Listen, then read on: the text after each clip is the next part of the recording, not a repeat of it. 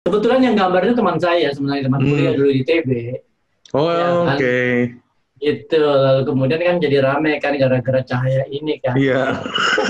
Oh, soalnya mengarah ke sana cahaya dari situ.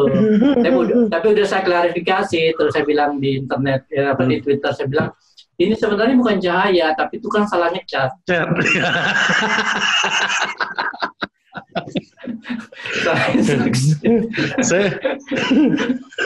saya biasanya di belakang saya ini saya kasih background ini Prof, apa kantor Koramil biar diskusi nyaman. Nggak ada yang gangguin. Iya, iya.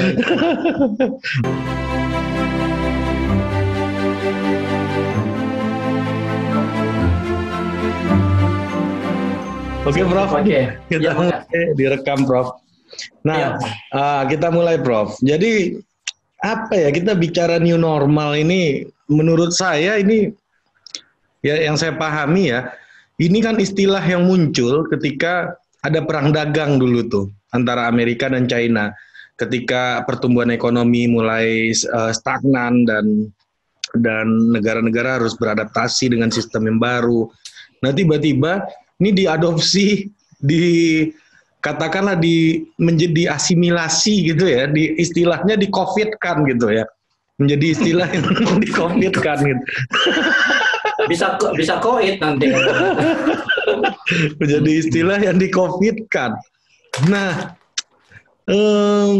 menjadi istilah yang di COVID-kan, bahkan ya perdebatannya muncul terus di ruang publik kita gitu. Nah, dalam perspektif sosiologi kebencanaan sendiri, Prof, apa ada istilah new normal kayak begini atau gimana penjelasannya? Oke. Itu pertanyaan bagus. Biasanya kalau dosen-dosen bilang itu pertanyaan bagus, itu untuk memberi motivasi lah. Ya, biar lanjut. Oh iya, ya.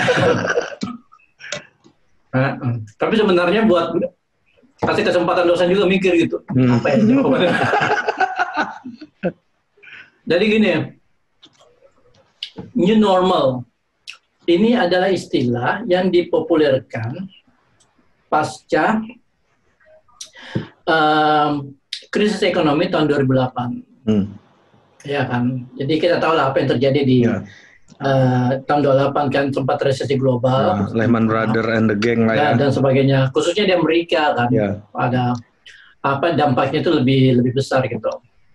Lalu kemudian new normal ini itu adalah istilah yang dipopulerkan oleh kalangan bisnis, kalangan pengusaha, untuk memulai kembali kegiatan ekonomi dengan kondisi yang berbeda dari sebelum krisis, sebelum resesi global tahun 2008 gitu.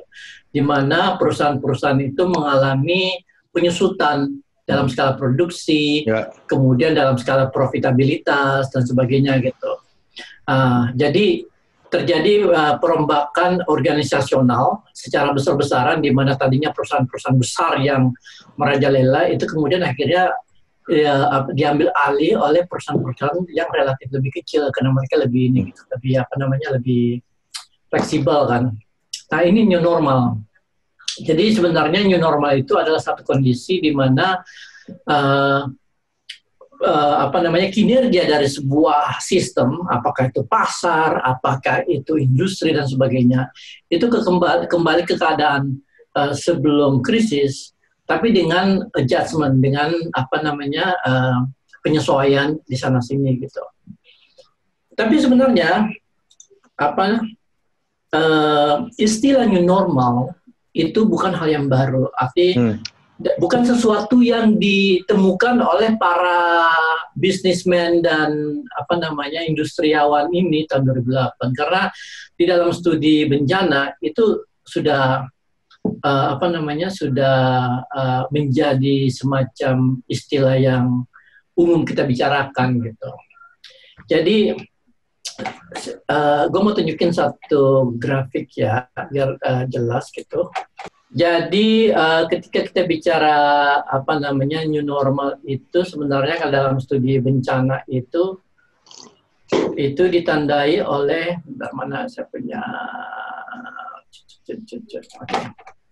Nah, Jadi ini satu grafik. Ini saya ambil dari salah satu proyek yang saya terlibat. Nama proyeknya itu Future Resilient System. Itu kerjasama antara NTU dengan ETH Swiss ya, di Zurich.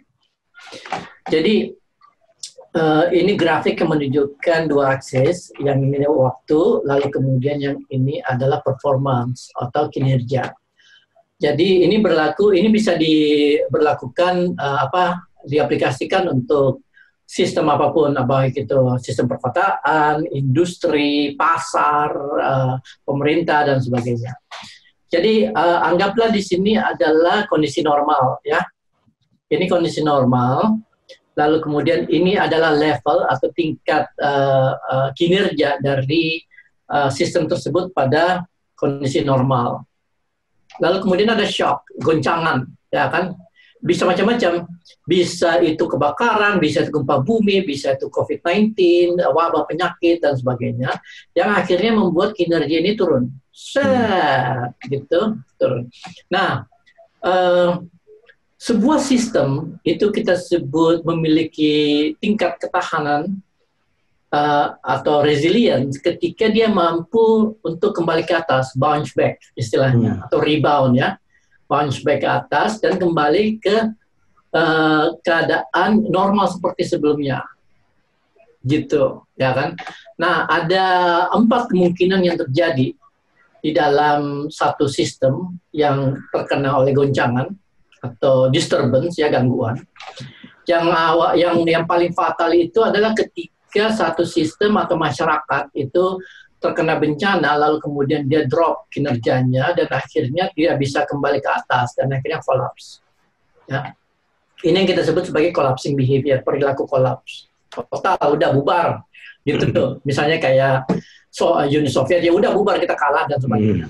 Nah, ada perilaku yang kita sebut sebagai ductile behavior, ya, di mana ketika dia turun, dia melewati elasticity limit. Limit ini batas elastisitas, artinya kemampuan sistem tersebut untuk kembali ke atas. Ya kan, melewati ini dia akan jadi riskan, lebih sulit untuk naik ke atas. Nah, jadi kalau misalnya ductile behavior itulah ketika dia turun, drop, ya, melewati batas elastisitas, tapi kemudian masih bisa naik pelan, naik, dan udah berhenti di sini.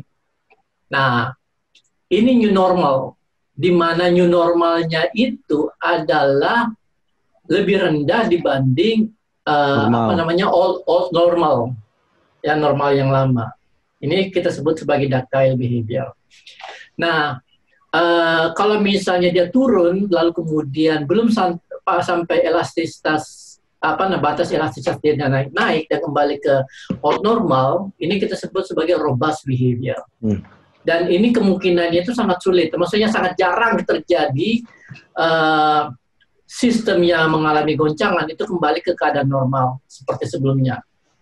Nah, yang sedang dituju oleh para para ilmuwan dan para peneliti ketahanan bencana itu adalah apa yang kita sebut sebagai adaptive behavior, ya.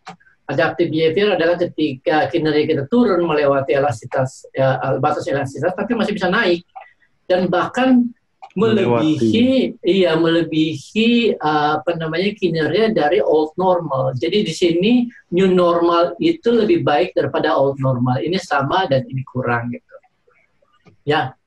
Nah, kenapa new normal kenapa disebut new normal? Ya kan? Karena new normal itu beda dengan old normal. Jadi kalau misalnya saya kasih gambaran, ya, ini konsep, ini paper yang saya terbitkan mengenai ketahanan teknososial. Nah, apa yang kita sebut normal itu, new normal seperti ini sebenarnya. Jadi ada satu sistem. Sistem ini bisa macam-macam, bisa itu komunitas, bisa itu industri, bisa ekonomi, bisa satu negara, masyarakat, ya. Yang bentuk awalnya normal sebelumnya itu adalah seperti ini, gitu kan? Lalu kena shock, lalu kemudian dia mengalami evolusi, ya, dan akhirnya menjadi bentuk yang berbeda, tetapi dengan fungsi yang tetap sama. tapi bentuknya udah berbeda. Itu yang kita sebut sebagai new normal. Jadi ada adjustment atau changes atau modification atau alteration atau transformation yang terjadi di sini gitu. Gitu. Nah, dalam sejarah peradaban manusia, Prof, apa contoh-contoh yang kita bisa sampai ke adaptive behavior tadi, Prof? Ada nggak? Yang paling dekat dengan memori sosial kita adalah apa yang terjadi dengan Amerika ketika serangan teroris 9/11 itu terjadi. Nah, itu Amerika serangan 11 September di Amerika itu merubah sejarah Amerika seterusnya gitu loh. Jadi ada perombakan institusional yang terjadi, yang dilakukan untuk merespon kejadian 9/11. Jadi dulu saya masih ingat waktu di Amerika, mungkin bisa tanya dengan Bang Ican juga ya. Waktu saya di Amerika sebelum 9/11 kan, kalau kita ke bandara, kita itu walaupun tidak punya tiket, itu bisa sampai ke gate, sampai ke pintu gerbang pesawat, nunggu di situ. Sampai ke situ gitu. Dan itu bebas saja orang makan, minum dan sebagainya. Setelah 9/11 udah berubah. Gitu. Itu new normal. Lalu kemudian ketika bicara tentang respon darurat, itu kondisinya udah beda gitu. Itu new normal di Amerika yang kemudian akhirnya berlaku seluruh dunia gitu lah. Tidak boleh bawa cairan ke pesawat terbang dan sebagainya. Itu new normal. Oke. Berarti trust itu malah muncul ketika ada ada intervensi yang begitu ketat ya, ketika ada sebuah shock setelah shock terjadi gitu. Iya, ketika shock itu terjadi, masyarakat meresponkan, institusi meresponkan, baik itu institusi pemerintah maupun juga institusi sosial di masyarakat yang sifatnya itu non-state, ya. LSM, NGO, komunitas dan sebagainya, itu pasti merespon bersama-sama gitu. Dan mereka akan mempelajari situasi yang terjadi gitu, dan kemudian akhirnya melakukan adjustment, penyesuaian atau perombakan atau melakukan transformasi supaya fungsi sosial itu tetap berlangsung, berjalan gitu. Nah, jadi new ini itu sebenarnya suatu tambahan kata dari normal yang merujuk pada perubahan-perubahan yang terjadi di masyarakat atau di institusi. Nah, adjustment-nya itu biasanya gimana, Prof, menentukannya gitu? Yang idealnya gitu loh, Prof. Tergantung kondisi, tergantung situasi krisisnya seperti apa, tergantung jenis krisisnya seperti apa, lalu kemudian tergantung persepsi resikonya seperti apa gitu. Nah, kan istilah new normal ini lagi gandrung banget kita gunakan di Indonesia hari ini. Semua orang ngomong new normal gitu ya. Semua orang, dan bahkan yang menarik kemarin setelah Pak Jokowi bicara soal new normal, Pak Menko Mahfud berkomentar bahwa ini baru wacana. Jadi saya ngelihatnya jadi masih ada perdebatan ukuran nih sebenarnya. Okay. Nah, gimana Prof melihat itu, Prof? Ada dua hal yang saya lihat ya. Pertama gini, ketika kita bicara new normal, istilah ini atau konsep ini itu menjadi relevan ketika badainya sudah berakhir. Ketika hujannya udah selesai. Ya. Ketika angin anginnya udah pergi gitu loh, ya kan? Baru kemudian kita kembali ke normal. Kenapa harus begitu? Karena normal ini tidak akan terbentuk ketika krisisnya itu belum selesai. Pemerintah Indonesia itu menyuruh kita keluar rumah, ya kan? Ketika hujan masih deras. Ya bagaimana kita mau hidup new normal ketika kita masih harus basah kuyup dan sebagainya gitu. Jadi badainya belum selesai, tapi kita disuruh hidup normal dengan baru. Jadi penyesuaian-penyesuaian yang kita akan lakukan itu tidak akan mampu mengatasi situasi yang penuh dengan hazard itu bahaya yang terjadi di sekitar kita gitu. Jadi kemarin kan saya sempat membuat satu grafik ya yang saya share di Twitter, yang lalu kemudian dijadikan meme sama orang-orang gitu. Jadi seperti ini kan. Dalam konteks COVID-19 itu new normal itu baru mungkin ketika kita memenuhi kriteria ke-6 kriteria ini gitu loh. Ketika kita punya kemampuan melakukan pengetesan itu tinggi, punya kemampuan biosurveillance yang benar-benar ketat, punya kemampuan untuk melakukan contact tracing yang solid, punya kemampuan atau kapasitas rumah sakit yang cukup, dan masyarakat memiliki persepsi risiko yang tinggi. Sehingga new normal itu bisa diadaptasi, bisa diadopsi. Gitu. Nah ketika yang lucu itu kemarin ada, gimana ya? Ini kayaknya nggak ada semua nih, Prof. Nah, exactly. Bentar, ada. Jadi Indonesia itu mau menuju normal, ini semua dicoret, loncat, bypass, gitu loh. Kita jalan tikus, Bro, lewat jalan tikus. Itu. Jadi ya punya kemampuan untuk loncat gitu. Ya, kan? Jalan tikus. Nah, jadi saya melihat bahwa wacana, memang benar kata Pak Mahfud kemarin, bahwa ini baru wacana. Justru karena wacana itu makanya harus dikritisi kan. Dan saya melihat ini new normal ini sebagai sebuah retorika baru. Ya, itu. Sebuah retorika politik untuk mendistraksi masyarakat dari krisis yang sebenarnya. Ya kan, jadi krisis kita belum selesai nih, ya kan. Sementara kemampuan pemerintah juga udah mulai semakin menurun untuk mengantisipasi ini gitu. Makanya mereka adopsilah konsep atau wacana new normal ini di masyarakat gitu. Seakan-akan kita itu udah bisa hidup normal gitu dengan penyesuaian-penyesuaian, padahal hujannya itu belum selesai di luar gitu. Badainya belum selesai gitu. Ya. Gitu. Dan kita mungkin berkaca kepada negara sahabat kita, Prof, yang bahkan kurvanya sudah melandai, atau test rate-nya bagus gitu ya, Korea Selatan, dan kemarin naik lagi kan itu jumlah ininya. Itu gimana itu, Prof? Negara yang sudah katakanlah sudah semodern Korsel aja bisa balik lagi itu gitu. Dia negara manapun pasti mengalami ini, mau Jerman, mau Inggris, Perancis, Jepang, itu selama vaksinnya itu tidak ditemukan, ya kan, selama itu pula potensi naiknya kurva itu akan terus terjadi gitu loh. Jadi nggak bisa dihindari. Yang sekarang paling yang bisa dilakukan, saya pakai istilah itu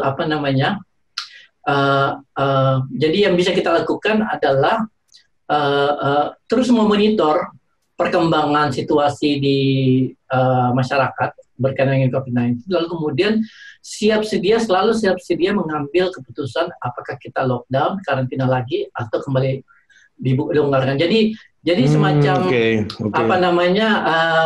saya pakai istilah berdansa dengan corona. Jadi berdansa itu dalam arti kita lihat, kita ikuti permainannya. Kalau misalnya dia tinggi kita tutup, ya, dia turun lagi kita longgarkan lagi gitu. Naik lagi itu, jadi pada level tertentu dia kita tutup, ketika turun kita buka lagi gitu. Jadi begitu sampai kemudian vaksinnya ditemukan, which is maybe perhaps the end of early next year, ya. Itu vaksinnya mungkin sudah ada, tapi kemudian butuh waktu paling tidak setahun setelah itu buat Indonesia bisa memanfaatkan vaksin, kecuali kalau Indonesia kecuali Indonesia berhasil membuat vaksin sendiri. Sebenarnya lebih bagus gitu kan. Cuma kan kemarin lihat, memang pemerintah sudah melakukan, udah mulai proyek pengembangan vaksin buatan Indonesia. Tapi duit yang dikasih dikit banget, kasihan. Masa untuk bikin vaksin cuma dikasih 5 miliar. Ini jutaan orang nih, Bro. Ini ya, bikin vaksin 5 miliar. Bikin video prakerja 5 triliun. Coba. Padahal bikin video doang ya. Bikin video prakerja. Logikanya di mana? Coba bikin vaksin yang buat menyelamatkan manusia jutaan. Itu cuma 5 miliar. Videonya buat beli ya. Videonya kalah keren sama Netflix pasti. Nah, gila ini. Gitu. Ya, Prof. Dan begini sih, Prof. Ini ada lagi nih isu. Ini bagi saya sih ini moral hazard ya. Sebuah pelanggaran moral gitu ya. Mendagri itu memaksakan pilkada tetap diadakan di 2020 gitu. Karena kita situasi lagi berkabung gitu kan. Masa bikin pesta gitu loh, Prof. Ya. Jadi kalau situasi berkabung ya tunggu dulu lah, agak normal dulu gitu kan. Nah, memaksakan karena ya kita nggak tahu.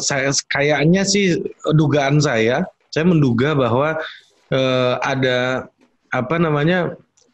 video yang bagus banget tuh dari Nas Daily itu kemarin saya lihat bahwa COVID ini membuat orang seperti mencopet di malam hari gitu, karena orang nggak ketahuan gitu ya mencopet di malam hari gitu. Demokrasi ya kita lihat di situ syarat dengan kepentingan incumbentnya siapa yang paling banyak gitu misalnya. Nah mereka kalau Februari incumbent udah nggak ada kan. Nah gimana Prof melihatnya, ini udah layak belum kita ngadain pilkada nih? Ya berkaca kepada Korsel misalnya argumennya kemarin pemilu tetap diadakan gitu misalnya. Ya secara teknis sebenarnya dimungkinkan kalau misalnya Indonesia itu memiliki infrastruktur e-election yang solid, yang bagus, yang efisien, yang transparan, yang aman dari hackers dan sebagainya gitu. Cuma kan masalah data testing aja berantakan, ya kan? Bagiin sembako aja bentrok sana sini. Sekarang gimana kita mau mengumpulkan suara lewat secara online sementara infrastrukturnya tuh masih berantakan gitu. Iya, yang normal aja kemarin banyak yang mati kan petugas KPU kan. Benar. Jadi saya nggak tahu kepentingan pemerintah untuk tetap mengadakan pilkada 2020 ini gitu loh. Ya karena kita di COVID ini butuh pemimpin yang memiliki legitimasi katanya, pemimpin daerah gitu. Karena argumen itu yang dipakai gitu. Apakah pemimpin daerah hasil pilkada itu serta-merta akan punya legitimasi gitu dalam menghadapi COVID ini? Gitu. Kan legitimasi itu gitu. Legitimasi itu pemilu itu hanya indikasi legitimasi, tapi dibangunnya itu melalui kebijakan dan respon yang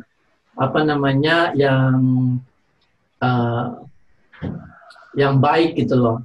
Ya kan, jadi masyarakat percaya, oh ternyata gubernur gua itu memang perhatian sama gua, lalu kemudian tindakannya juga berbasis sains, ya, lalu kemudian dia tahu prioritasnya apa gitu loh, ya kan. Itu legitimasi muncul di situ, bukan lewat pilkada. Ya pilkada itu ya adalah indikator aja gitu.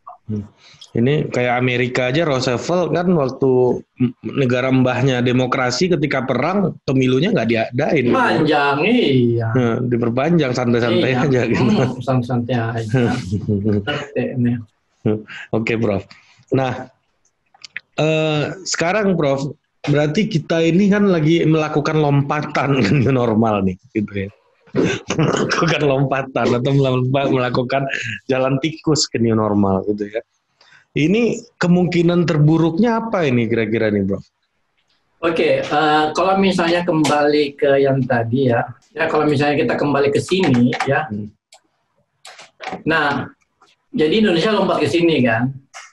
Ya. Akan banyak manusia-manusia Indonesia yang akan tertinggal di belakang. Ya kan? Orang yang bisa menuju ke normal adalah orang yang memiliki sumber daya dan akses ke informasi yang lebih baik gitu. Jadi mereka bisa bertahan, mereka bisa beradaptasi dengan new normal. Ya kan, baik secara ekonomi, secara finansial maupun secara sosial dan sebagainya. Ya kan, yang punya duit bisa bisa membeli peralatan kesehatan yang lebih baik, atau punya asuransi kesehatan yang lebih bagus gitu, atau yang pejabat tinggi punya kekuasaan untuk menikmati fasilitas kesehatan yang lebih baik, yang lebih dulu dibanding yang lain gitu. Jadi akan banyak manusia yang tertinggal di belakang sini, manusia-manusia Indonesia yang tertinggal di belakang sini. Jadi akan terjadi ketimpangan luar biasa, dan saya yakin kalau misalnya kita paksakan new normal dalam situasi di mana hujan dan badainya belum selesai, akan terlihat ketimpangan, akan terlihat bagaimana ketimpangan sosial ekonomi itu termanifestasi di dalam jumlah korban dari kelompok yang rentan. Gitu. Kelompok yang rentan secara medis ya, dan kelompok yang rentan secara sosial ekonomi. Jadi dia akan menunjukkan wujud ketimpangan yang sebenar-benarnya di Indonesia seperti apa. Dan itu akan memperparah dan memperburuk legitimasi kepemimpinan nasional. Oke. Ini satu lagi, Prof. Di Singapura sendiri yang Prof amati gitu ya. Ada nggak campaign yang sama dari pemerintahnya untuk we new normal, we are in the new normal gitu, atau gimana? Nggak ada istilah new normal. Nggak ada. Jadi memang pemerintah Singapura sudah merespon dari awal secara lebih tegas kan. Dan semua informasi itu di-share atau didistribusikan secara transparan gitu. Jadi kita tahu berapa jumlah kasus, berapa jumlah tes, hari ini berapa yang meninggal, berapa yang dirawat dan sebagainya gitu. Memang ada satu titik kritis yang terjadi di Singapura saat ini, yaitu situasi yang terjadi dengan kelompok buruh migran yang kemarin rame ya. Tapi ini udah terkendalikan sebenarnya. Dan setiap hari itu pemerintah Singapura melakukan PCR tes di kelompok ini, itu jumlahnya sampai 4.000 sampai mungkin udah 6.000 sekarang per hari ya. Per hari ya? Jadi per hari khusus untuk kelompok ini. Satu Singapura sih sebenarnya udah sampai 10.000 ya. Targetnya itu mereka akan mengembangkan teknologi pengetesan yang bisa dilakukan, bisa mencapai angka 24.000 per hari.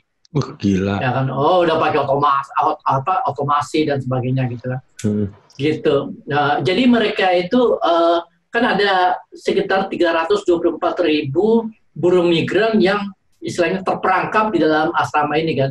Itu semua mau dites 324.000 orang. Atau persatu gitu, dibersihin, ya sakit pindah ke sini, sehat masuk sana gitu. Jadi situasi di sini alhamdulillah udah mulai terkendali, ya kan? Dan terkendali juga karena pemerintah cukup transparan dengan para buruh migran ini, dan mereka dikasih fasilitas kan, dikasih makan tiap hari, kemudian gajinya tetap dibayar walaupun tidak kerja, lalu kemudian dikasih kuota internet dan sebagainya. Jadi mereka bisa kontak dengan keluarga di Bangladesh atau di Pakistan atau di Myanmar dan sebagainya. Jadi mereka tenang. Nah, di luar dari buruh migran ini, situasi di kalangan warga negara Singapura dan residen itu terakhir kemarin itu 0 case, udah 0 kemarin itu. Sebelumnya 2 minggu udah 2 minggu itu single digit, ya kan? Dan kita tahu tiap hari ada ada update. Jadi melihat situasi ini, pemerintah kan tadinya bilang oke, kita lockdown selama 1 bulan. 2 minggu pertama masuk, mereka melihat situasinya makin buruk, mereka perpanjang. Jadi 2 bulan. Tapi kemudian, kita udah tahu nih kapan. Jadi paling tidak masyarakat tahu, oh iya, udah gua harus bertahan 1 bulan. Tambahnya ya udah 2 bulan bertahan. Nah sebelum ini selesai, udah dikasih tahu, Oke, kita akan mulai membuka aktivitas ekonomi, bisnis dan sebagainya tanggal 2 Juni. Jadi udah dibuka. Tapi sebenarnya kemarin udah ada beberapa kegiatan ekonomi itu udah dibuka. Misalnya tukang cukur udah bisa kemarin bekerja, makanya gue potong rambut. Ya kan? Terus kemudian supermarket sih terus buka dan sebagainya gitu. Nah 2 Juni ini mereka akan buka, jadi gue udah bisa masuk kantor walaupun masih di jadwal. Jadi gue cuma bisa masuk kantor dalam seminggu itu cuma 30%, ya, dan sebagainya. Jadi kita atur pelan-pelan. Nah kalau misalnya dalam 2 minggu mereka lihat situasinya terkendali, kemarin pemerintah udah bilang kalau misalnya dari 2 Juni sampai kemudian tanggal 16 Juni situasi terkendali, akan ada pembukaan lebih luas lagi gitu. Nah, salah satunya itu adalah pembukaan kolam renang. Jadi bisa kembali. udah ini banget pengen nyebur gitu loh. Gitu. Jadi mudah-mudahan tanggal 16 Juni gue udah bisa berenang lagi. Tapi kayak gitu kan yang jelas kan, jadi masyarakat lihat, oh iya, kita bertahan lah karena kita tahu apa yang akan terjadi. Ada gitu. Certainty-nya diciptakan gitu ya, Prof. Betul sekali. Ada kepastian, ada setingkat certainty yang tinggi sehingga masyarakat juga jadi menahan diri gitu karena mereka tahu ada insentifnya nih kalau misalnya gue bertahan gitu. Kayak gitu. Ya, ada teman saya pengusaha di Singapura bilang 75% gajinya ditanggung, karena gaji pegawainya ditanggung sama pemerintah katanya. Dalam proses ini. Dan ini saya tanyakan terkait dengan ada salah satu loyalis pemerintah gitu ya, menyerang kawan saya sendiri, saya kenal dengan Mas Aino Najib namanya, yang kerja di Grab gitu ya. Beliau data scientist dan tiba-tiba ada berita Singapura tiba-tiba naik gitu kurvanya gitu. Tolong Anda ceramahi itu Perdana Menteri Singapura, Lee Kuan Yew, Lee Hsien Loong. Orangnya si Polta kan. Tolong Anda ceramahi itu Ainon gitu kan. Ini kenapa naik kayak begini? Dan Ainon jawab ya soal buruh migran tadi itu gitu. Udah kemarin saya tweet kok mengenai itu dan ramai juga gitu namanya respon orang-orang gitu. Dan kemudian tweet saya itu ada yang sisi ke dia gitu. Ya, memang ini ya, Prof. Memang artinya kalau kita belajar dari kasus Singapura dalam menghadapi bencana ini ada certainty yang diciptakan fase-fasenya oleh pemerintah. Betul, dan nggak ada tuh istilah new normal. Jadi mereka udah bilang kan. Pasca mereka pun nggak pakai istilah lockdown, mereka pakai istilah circuit breaker. Ya. Ya, tahu kan circuit breaker kan buat itu kan kalau misalnya mati lampu. Kenapa? Karena pemerintah Singapura itu kebanyakan engineer memang. Ya kan? Jadi mereka pakai istilah mereka gitu, circuit breaker. Jadi dibilang setelah masa circuit breaker kita akan melalui tahap memasuki masa pasca circuit breaker dalam 3 fase. Pertama itu safe reopening, kedua safe transition, kemudian safe Singapore. Gitu. Mungkin safe Singapore ini mungkin ada new normal atau apalah gitu ya. Tapi ada tahapan-tahapannya, jadi masyarakat tahu, setelah ini kita ngapain, setelah ini kita ngapain. Pesannya sangat ada pesan nation building juga di situ ya. Betul. Oh iya. Dan saya juga lihat dari pidato-pidatonya Lee Hsien Loong juga arahnya ke situ, ada pesan soal nation building. Nah, betul. Saya punya kesan gini, Prof. Istilah new normal di Indonesia ini kayak istilah milenial gitu loh. Konsep milenial gitu loh. Konsep milenial ini kan konsep marketing gitu ya, yang diadopsi kemudian digunakan di politik bahwa kelompok ini benar-benar real gitu loh, benar-benar ada. Iya. Kalau saya punya kesan kayak begitu gitu ya. Dan termasuk konsep new normal ini yang akhirnya disampaikan Pak Jokowi dibantah sendiri sama Pak Mahfud gitu. Dan jadi jangankan certainty yang punya staging kayak begitu, yang menggunakan statement aja, ini dalam situasi kayak begini pejabat kita tampak tak bertanggung jawab gitu. Iya, karena memang apa namanya pemerintah itu kabinet ya, kabinet pemerintah pusat itu dalam pandangan saya itu mengalami fragmentasi, fragmentasi antar kementerian, antar kelompok dan sebagainya. Dan fragmentasi ini juga terjadi karena adanya apa namanya kepemimpinan yang lemah dari atas gitu. Jadi akhirnya masing-masing kementerian mencoba untuk apa namanya membuat program sendiri, menginterpretasikan situasi sendiri, punya data sendiri dan sebagainya gitu. Dan akhirnya berlomba-lomba gitu. Ya kan, untuk tampak lebih baik dari kementerian yang lain gitu. Cuma ya akhirnya ya udah tumpang tindih atau kontradiktif itu terjadi gitu. Dan ya tadi menarik juga yang Prof bilang kalau di Singapura itu wajahnya engineer gitu ya. Nah kalau di Amerika itu kan ada yang orang keturunan Maroko itu Mohamed Moshe ya kan, dia entrepreneur gitu ya, yang dimunculkan gitu. Indonesia ini kita nggak punya ikon seperti itu gitu loh, Prof, yang ada tapi lagi sembunyi. Siapa? Dokter Terawan. Ahli cuci otak ya. Itu yang tanda tangan PSBB dia kan? Ini sekarang ada bisnis baru, Prof, di Indonesia dan sangat menguntungkan kayaknya. Yaitu jualan helm. Karena naik ojek online harus bawa helm sendiri. Oh iya benar.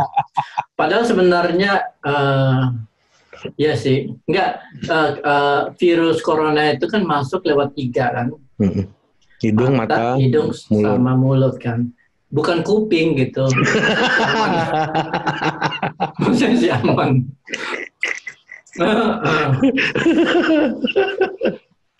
Iya banyak isu-isu kayak begitu juga, dan ini gimana ya, ada nggak sih ya balik ke apa namanya ke gambar yang Prof share di awal tadi gitu ya.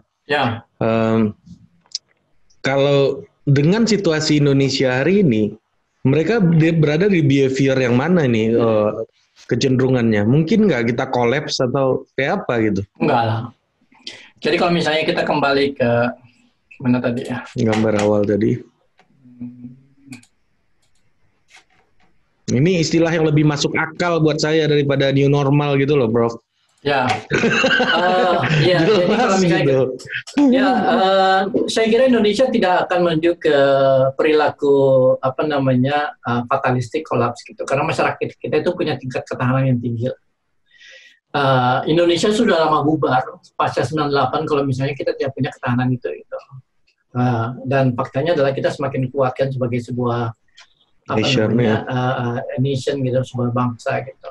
Jadi tidak akan begini. Mungkin ada segmen di masyarakat yang masuk ke perilaku ini, ductile behavior. Jadi dia turun, drop bisnis kita dan sebagainya. Mungkin apa namanya segmen bisnis, ekonomi dan sebagainya. Ada masyarakat yang tetap robust, ya. Ada yang bahkan lebih baik gitu loh.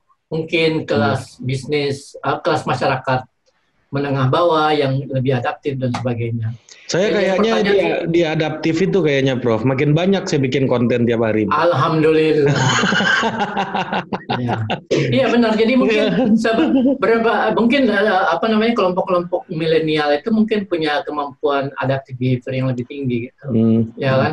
Tapi yang jadi pertanyaan sekarang, institusi pemerintah atau institusi negara kira-kira di mana gitu. Karena dia menentukan segalanya kan. Apakah dia robust atau ductile atau adaptif. Nah, ini situasi behavior institusi kan ini maksudnya. Kolektif. Ya kolektif kan ya. Ya institusi. Jadi bisa institusi, bisa kelompok komunitas dan sebagainya. Iya, jadi nggak tahu pemerintahnya berada di mana. Apakah dia mungkin bisa jadi robust, tergantung apa namanya konstelasi politik 2024 ya. Mungkin dia jadi ductile ya. Mungkin jadi adaptif juga, kita nggak tahu karena ini kan sangat dinamis kan. Ya, jadi kemarin ada yang bercanda di Twitter, dia bilang, Indonesia dengar kok, dia bilang pemerintah dengar kok kata-kata saintis, tapi yang didengarnya itu ilmuwan politik gitu. Orang-orang ketawa kan. Terus saya bilang, jangan anggap remeh political science. Kenapa? Karena perbedaan antara Indonesia dengan Jerman misalnya dalam respon itu sangat terkait erat dengan bagaimana struktur politik itu dibangun. Dan bagaimana struktur politik dibangun itu adalah studi ilmuwan politik. Jadi jangan dianggap remeh gitu loh. Karena kan bicara institusi kan di sini kan, dan institusi itu selalu ada unsur politik, ada power relation, ada relasi kuasa dan sebagainya. Itu nggak bisa gitu. Apa yang terjadi di Jawa Timur itu kan sebuah indikasi bahwa relasi kuasa itu punya efek yang buruk terhadap kemampuan pemerintah daerah merespon COVID-19. Ya, kasus yang mana di Jawa Timur yang mana? Jawa Timur kan sekarang merah semua. Oh ya, yang bertambah ininya ya. Iya, lalu kemudian Surabaya sedang menuju ke Wuhan, ya kan, karena pertambahan itu. Dan salah satu faktor yang menghambat itu adalah konflik antara gubernur sama wali kota. Antara Bu Risma sama Bu Kofifa, mereka nggak mau ngomong. Gitu. Ini masalah politik gitu loh. Iya. Gitu kan. Dan harus di-studi kenapa gitu. Oleh ilmuwan politik, bukan oleh epidemiolog, bukan. Nah, kalau Prof Zulfikar memilih untuk berdiri di belakangi oleh orang yang sedang beribadah, biasanya saya backgroundnya ini foto koramil saya taruh karena biar diskusi kita lebih aman gitu ya. Tadi saya sempat sebelum direkord saya ceritakan kayak gitu. Dan ini Prof, yang ingin saya tanyakan adalah TNI nih dilibatkan dalam kasus ini. Ini gimana menurut Prof nih? Iya.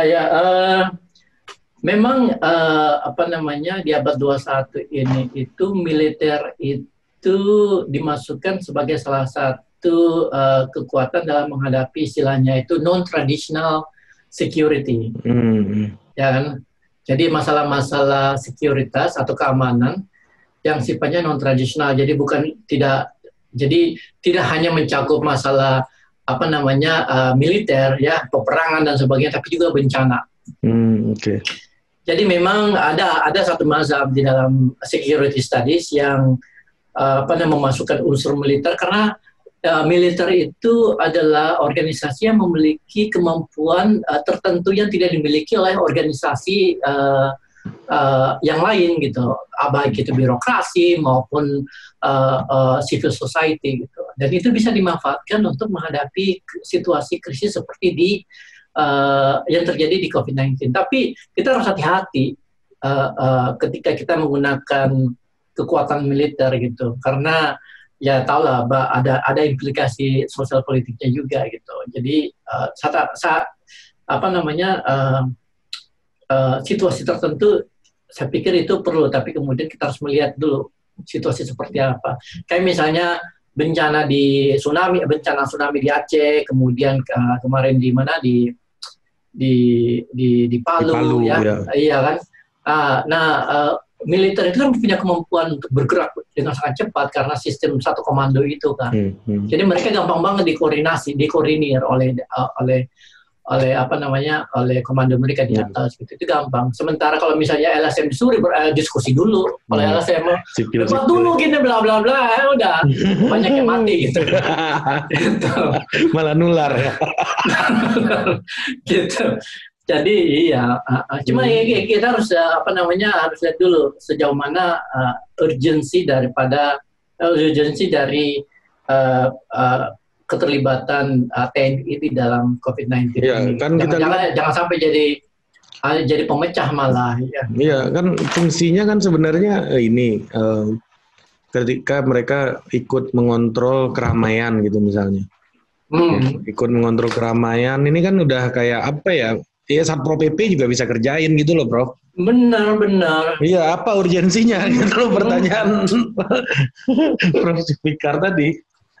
Kecuali kalau misalnya memang mau di lockdown, ya Jakarta mau di lockdown, sementara kekuatan manpowernya Polri itu terbatas. bolehlah kemudian TNI dilibatkan di situ untuk menutup jalan-jalan masuk dan jalan keluar gitu, bisa aja.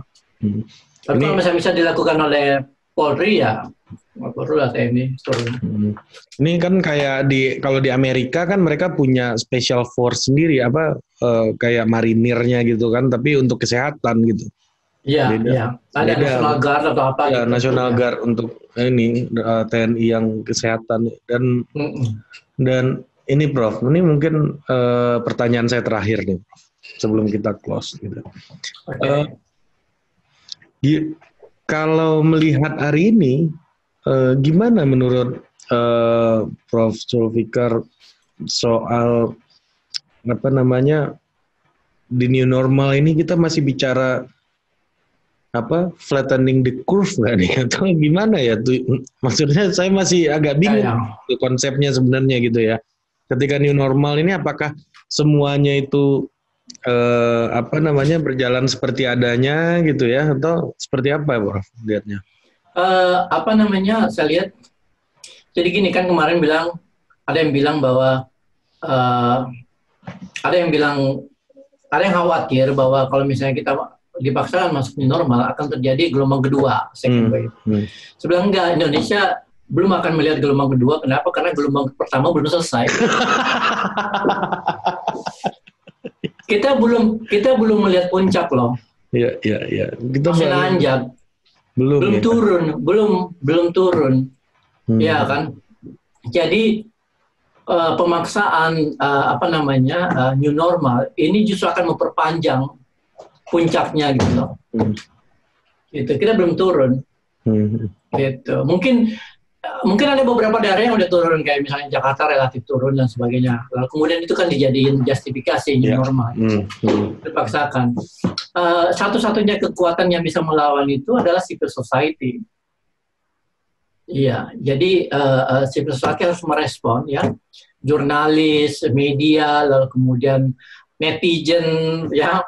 Lalu kemudian masyarakat, LSM, ormas dan sebagainya harus merespon secara secara terus-menerus gitu loh, bahwa new normal ini adalah sebuah kebijakan yang penuh risiko. Memang ada constraint ini ya, ekonomi kan. Ya kan, tapi ya harus paksakan gitu. Masa bikin video 5 triliun sementara bantu masyarakat ya ada duitnya. Gitu loh. Jadi it's not about we don't have the resources. It's about how we distribute the resources. Gitu. Gitu. Itu yang jadi masalah, bukan the lack of resources, tapi isunya adalah the efficient distribution of resources, the allocation of resources, bukan the lack of resources. Gitu. Itu sebenarnya. Oke, berarti dan dari awal Prof Zulfikar berisik ya dalam tanda kutip untuk soal ini gitu, sampai diundang TV, diundang pejabat segala macam untuk berbicara gitu ya. Kira-kira Prof, apa hasil dari langkah Prof Zulfikar selama ini yang udah dicapai gitu loh? Ini sebenarnya Zoom ini mau mempertanyakan ini aja sebenarnya. Ternyata gini toh, mempertanyakan keberadaan saya gitu, fungsi saya gitu. Iya kan, tiba-tiba coming from behind gitu, ngacak-ngacak konstelasi nasional gitu ya. Hasilnya apa gitu loh Prof? Iya. Menurut Prof evaluasi diri nih ya, refleksif monitoring gitu ya, melihat langkah di Twitter dan selama ini, dan penambahan followersnya sangat signifikan saya lihat, ribuan gitu ya. Gimana Prof melihatnya Prof? Sebenarnya tujuan saya itu sebenarnya menambah follower. Inti pertanyaan saya ini Prof. Masa cuma selebgram yang boleh menambah follower dengan bikin video macam-macam, ya kan? Iya dong. Jadi gini, jadi anggaplah kehebohan masalah COVID-19 itu adalah sesuatu yang sifatnya gede gitu kan. Nah, kontribusi saya itu paling segini nih. Kecil gitu, kecil aja gitu. Karena banyak kelompok-kelompok lain kayak misalnya kelompok kawal COVID, lapor COVID, belum lagi masyarakat di daerah gitu. Mereka semua teriak-teriak kan. Belum lagi guru-guru, orang tua gitu, milenial dan sebagainya. Mereka semua berisik kan. Dan itu bagus. Ya harus begitu emang. Saya sih cuma memberi semacam sedikit guidance lah bahwa ini cara kita melihatnya seperti ini dari kacamata sosiologi ya. Gini supaya kita tahu kita sebaiknya menuju kemana gitu. Supaya kita nggak berputar situ aja dan akhirnya terjebak dan akhirnya ya kolaps gitu. Gitu. Pertanyaan saya kan karena makin Prof. Zulfikar ngomong ngoceh macam-macam, kebijakan pemerintah tuh makin aneh gitu loh. Gara-gara itu. Jangankan saya yang bidangnya itu ilmu sosial, yang bidangnya epidemiologi, kesehatan publik itu pun nggak didengar. Yang dokter beneran itu pun nggak didengar gitu loh.